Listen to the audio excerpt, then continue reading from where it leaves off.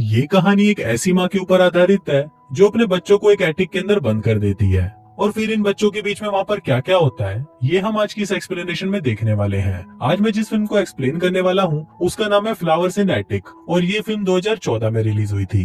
Movie की शुरुआत होती है और हमें एक फैमिली दिखाई जाती है। इस फैमिली में 6 लोग होते हैं, क्रिस्टोफर, कैथी, कोरल और 2 ट्विंस कोडी और कैरी। इनके डैड, जिसका नाम भी क्रिस्टोफर होता है, वो अक्सर अपने काम के चलते बाहर रहते थे। आज बहुत दिनों बाद इनके डैड क्रिस्टोफर अपने घर आए हैं और उसको देखकर उसके बच्चे और उसकी वाइफ बहुत ज्यादा खुश होते हैं। क्रिस्टोफर अपनी वाइफ के लिए एक बहुत महंगा नेकलेस लाता है और यहाँ हमें पता चलता है कि क्रिस्टोफर का प्रमोशन हुआ है और उसके काम के साथ साथ उसकी सैलरी भी बहुत ज्यादा बढ़ चुकी है। अब इसी खुशी में ये लोग आज रात अपने घर पर एक पार्टी रखते हैं, पर पार्टी में क्रिस्टोफर की जगह एक ऑफिसर आता है और उसकी वाइफ को बताता है कि एक एक्सीडेंट में क्रिस्टोफर की डेथ हो गई है। अब ये सुनते ही कोरल शॉक्ड हो जाती है और इसके बाद से ही वो डिप्रेशन में चली जाती है। फिर एक दिन कैथी कोरल से पूछती है कि आपने आगे क्या सोचा है। तब कोरल उसको बोलती है कि एक ऐसी औरत के लिए नौकरी करना बहुत मुश्किल है जो एक हाउसवाइफ हो और उसके 4 बच्चे हो। अब इसी टेंशन में कोरल एक एड्रेस पर बार बार चिट्ठियां भिजवाती है और उसकी कई कोशिशों के बाद एक दिन कोरल को उसकी चिट्ठी का रिप्लाई आता है, जिसको पढ़कर कोरल बहुत ज्यादा खुश हो जाती है। फिर कोरल अपने बच्चों को बताती है कि जिस एड्रेस पर वो चिट्ठियां भेज रही है वो एड्रेस तुम्हारे नाना का है। इस पर कैथी उससे पूछती है कि आपने तो बताया था कि हमारे कोई नाना नहीं है, जिस पर कोरल उसे बोलती है कि तुम्हारे डैड और मैंने भागकर शादी की थी, जिसके बाद से तुम्हारे नाना और नानी हमसे नफरत करने लगे थे, इसलिए तुम्हारे पापा नहीं चाहते थे कि तुम लोगों को इस बारे में पता चले। कोरल उनको ये भी बताती है कि मेरे लिए 4 बच्चों का बोझ उठाना बहुत ही मुश्किल है और तुम्हारे नाना बहुत ही अमीर हैं, इसलिए हमें आज ही वहाँ के लिए निकलना होगा। फिर जब ये लोग वहाँ पर पहुँचते हैं तो बच्चों को वो जगह बिल्कुल भी अच्छी नहीं लगती क्योंकि वो जगह बहुत ही सुनसान और डरावनी थी। तभी वहाँ पर हम कोरल की माँ ओलिविया को देखते हैं जो बहुत ही ज्यादा खड़ूस होती है और वो उनको बोलती है कि मुझे इस घर में किसी भी बच्चे की चिल्लाने की आवाज नहीं आनी चाहिए और तुम्हें यहाँ पर रहने के लिए मेरे सभी रूल्स को मानना होगा और अगर किसी ने भी मेरी बात नहीं मानी तो तुम सबको इस घर से बाहर निकाल दिया जाएगा। वो बच्चों को बोलती है कि जब तुम्हारी माँ यहाँ से चली जाएगी तो मैं तुम्हें इस रूम में लॉक कर दूंगी ताकि तुम लोग यहाँ से बाहर ना निकल सको, क्योंकि तुम्हारे नाना को अभी तक ये नहीं पता कि तुम यहाँ पर हो। अब ये सुनते ही कैथी अपनी माँ से पूछती है कि आपने नाना को हमारे बारे में क्यों नहीं बताया। तब कोरल उसे बताती है कि तुम्हारे नाना तुम्हारे डैड से बहुत ज्यादा नफरत करते थे, पर अब वो बहुत बूढ़े हो चुके हैं और कभी भी टपक सकते हैं और उनके टपकते ही सारी प्रॉपर्टी हमारी हो जाएगी। अब बच्चों के पास और कोई ऑप्शन नहीं था, इसलिए वो अपनी माँ की बात मान लेते हैं। इसके बाद वो खड़ूस नानी उन बच्चों को इस घर के रूल्स बताती है। वो बताती है कि तुम लोग इस रूम से बाहर नहीं जा सकते और तुम्हें दिन का 3 बार का खाना दे दिया जाएगा और लड़का लड़की एक साथ एक बाथरूम को इस्तेमाल नहीं कर सकते और अगर छोटे बच्चों को खेलना है तो ऊपर एटिक है और वो वहाँ खेल सकते हैं। फिर जब ओलिविया वहाँ से चली जाती है तो वो सभी लोग एटिक देखने के लिए ऊपर जाते हैं, पर बच्चों को वो जगह बिल्कुल भी पसंद नहीं आती क्योंकि वो जगह बहुत ही गंदी थी। फिर एक दिन जब बच्चे ऊपर चिल्ला रहे होते हैं तभी वहाँ पर उनकी नानी आ जाती है। अब क्योंकि इन बच्चों ने रूल्स तोड़ा था तो इनको सजा तो मिलनी थी, पर कोरल अपने बच्चों की सारी गलती अपने ऊपर ले लेती है, जिस वजह से सजा भी कोरल को मिलती है। फिर ओलिविया कोरल की पीठ पर चाबुक से बहुत मारती है और सभी बच्चों को उसके निशान दिखाती है। फिर जाने से पहले ओलिविया उनको बोलती है कि तुम सब शैतान के बच्चे हो और ये बोलकर वो वहाँ से चली जाती है। फिर अगले दिन कैथी अपनी मॉम से पूछती है कि नाना और नानी डैड से इतनी नफरत क्यों करते हैं, जिस पर कोरल उसे बताती है कि तुम्हारे नाना मेरे काफी करीब थे, वो ज्यादातर मेरे साथ ही रहा करते थे,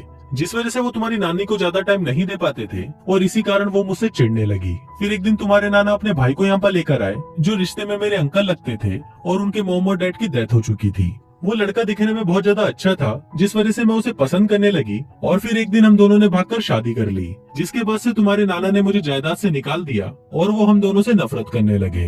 अब काफी हफ्ते बीत जाते हैं पर कोरल अपने बच्चों से मिलने नहीं आती, इसलिए कैथी दिनों को काउंट करने के लिए दीवार पर एक कैलेंडर बनाती है।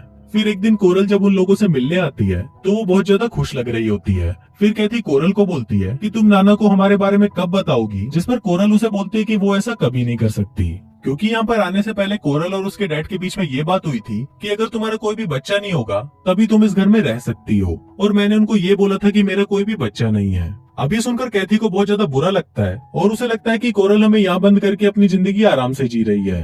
अब कैथी अपने छोटे बहन भाइयों का माँ की तरह ख्याल रखती है क्योंकि कोरल उनसे काफी हफ्तों तक मिलने नहीं आती, और फिर एक दिन जब वो उनसे मिलने आती है तो वो उनके लिए नए कपड़े और गिफ्ट्स लेकर आती है, पर इन बच्चों के लिए इन गिफ्ट्स का कोई मतलब नहीं था क्योंकि वो अपनी जिंदगी एक कमरे के अंदर घुट घुट कर जी रहे थे।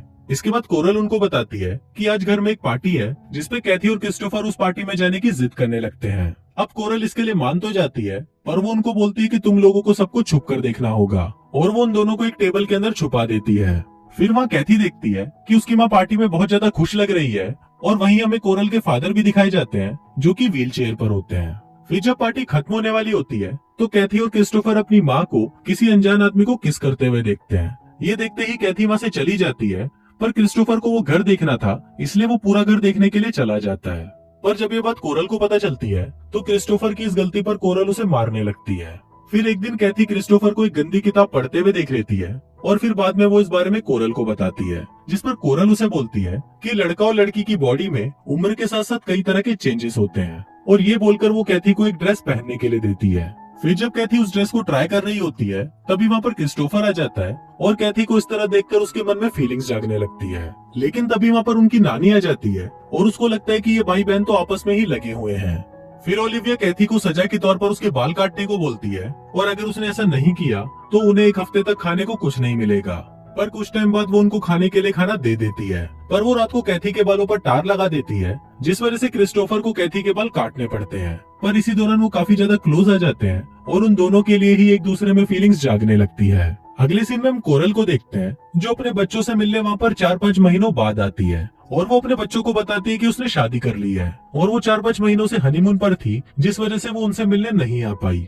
अब ये सुनकर क्रिस्टोफर और कैथी को बहुत ज्यादा गुस्सा आता है, और वो इस बात के लिए कोरल के ऊपर भड़कने लगते हैं। पर कोरल उनको शांत करने के लिए ओलिविया के हाथों उनके लिए डोनट्स भिजवाती है। फिर अगले सीन में हम क्रिस्टोफर को देखते हैं, जो बहुत ही चालाकी से ओलिविया से उस कमरे की चाबी का प्रिंट एक साबुन में ले लेता है, और ये लोग यहाँ से बहुत सारा पैसा चुरा कर यहाँ से भागने का प्लान बनाते हैं, और इसके लिए ये लोग रोज घर में चोरी करना शुरू कर देते हैं। फिर एक दिन इनको चोरी करते हुए एक किताब मिलती है, जिसमें गपागप की सारी पोजीशंस के बारे में लिखा होता है। अब उस किताब को पढ़कर उन दोनों में फीलिंग्स जागने लगती है, और वो दोनों वहीं पर ही गपागप करना शुरू कर देते हैं। फिर अगले दिन हम उनके छोटे भाई कैरी को देखते हैं, जो बहुत ज्यादा बीमार होता है, जिसके बाद कोरल ना चाहते हुए भी उसको हॉस्पिटल ले जाती है। फिर कुछ दिनों बाद कोरल वहां आकर उनको बताती है कि कैरी को फूड पॉइजनिंग थी, जिस वजह से उसकी डेथ हो गई। अब इसके बाद से हम देखते हैं कि इन सभी की तबीयत धीरे धीरे खराब होना शुरू हो जाती है, पर ये लोग इतना पैसा तो इकट्ठा कर लेते हैं कि यहाँ से भाग पाए, और आज ही ये लोग ब्रेकफास्ट के बाद यहाँ से भागने का प्लान बनाते हैं। पर तभी वहाँ पर कोडी उन्हें बताती है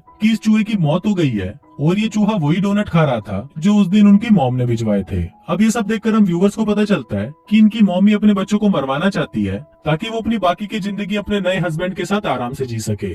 फिर थोड़ी देर बाद वहाँ पर ओलिविया आ जाती है, जिसको देखकर वो तीनों बच्चे वहाँ से भागने लगते हैं। ओलिविया लोगों को रोकने की कोशिश करती है, पर ये लोग वहाँ की लाइट्स बंद कर देते हैं, क्योंकि उनको पता था कि ओलिविया को अंधेरे से बहुत डर लगता है। अब ओलिविया अंधेरे से बहुत ज्यादा घबरा जाती है, और वो उनसे रिक्वेस्ट करती है कि प्लीज ऐसा मत करो। इस पर क्रिस्टोफर उसको बोलता है कि तुम तो हमें मारने वाली थी, जिस पर ओलिविया उन्हें बताती है कि डोनट्स में जहर मिलाने का प्लान तुम्हारी माँ का था।